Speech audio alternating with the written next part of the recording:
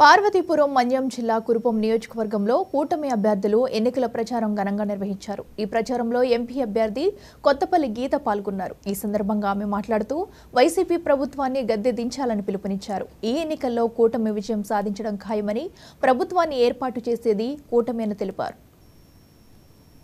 Current ఛార్జీలు తగ్గిస్తానని చెప్పి, RTC ఛార్జీలు తగ్గిస్తానని చెప్పి, మద్య నిషేధం చేస్తానని చెప్పి, సిపిఎస్ రద్దు చేస్తామని చెప్పి, ఎంప్లాయ్మెంట్ జాబ్ క్యాలెండర్ ఇస్తామని చెప్పి, ఇలా రకరకాల వాగ్దానాలతో అధికారంలోకి వచ్చిన వైఎస్ఆర్సీపీ గాని, జగన్మోహన్ రెడ్డి గారు గాని ఈ రోజు అన్ని వర్గ ప్రజలను మోసం చేస్తున్న పరిస్థితి మనం చూస్తున్నాం.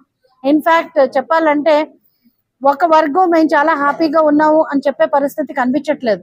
మనం ఈ రోజు అక్కడ మన గరుగుబిల్లి గిచ్చబ దగ్గర మనం చేసుకున్న సభలో చూస్తే చాలా మంది వృద్ధులు వచ్చి వాళ్ళ పెన్షన్స్ తీసివేశారని చెప్పి వారు చాలా ఆందోళన వ్యక్తపరచడం జరిగింది. ఈ రోజు అంటే ఒక్క వర్గం ప్రజలు అట్లీస్ట్ ఎస్సీ ఎస్టీల మీద ఎన్నో అట్రాసిటీస్ జరిగినాయి. సో నా ఎస్టీలు, నా ఎస్సీలు, నా బీసీలు అని చెప్పిన జగన్మోహన్ రెడ్డి గారు కనీసం వాళ్ళకు కూడా ఎక్కడా కూడా న్యాయం చేసిన పరిస్థితి అన్నది మనం రాష్ట్రంలో ఎక్కడ చూడలేదు.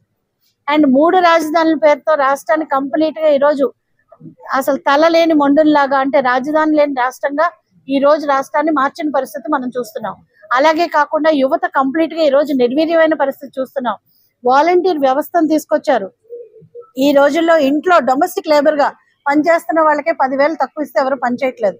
అలాంటిది ఒక గ్రాడ్యుయేట్ చదివిన ఒక పర్సన్ తీసుకొచ్చి 5,000 రూపాయలు జీతం ఇచ్చి పొద్దు నుంచి రాత్రి వరకు డిఫరెంట్ సర్వేస్ అని అదని ఇదని వాడుకొని ఈ రోజు వాళ్ళ శ్రమదానానికి కూడా ఈ రోజు జగన్మోహన్ రెడ్డి గారు చేశారు. సో మనం చూస్తే ఏ రకంగా చూసినా కూడా మహిళల మీద అత్యాచారాలు జరుగుతున్నాయి. మహిళల మీద ఈ రోజు చాలా అన్యాయంగా దిశ పోలీస్ స్టేషన్స్ అన్నారు, కానీ దిశ పోలీస్ స్టేషన్స్ ఎక్కడా కూడా సరిగ్గా పనిచేయని పరిస్థితిలో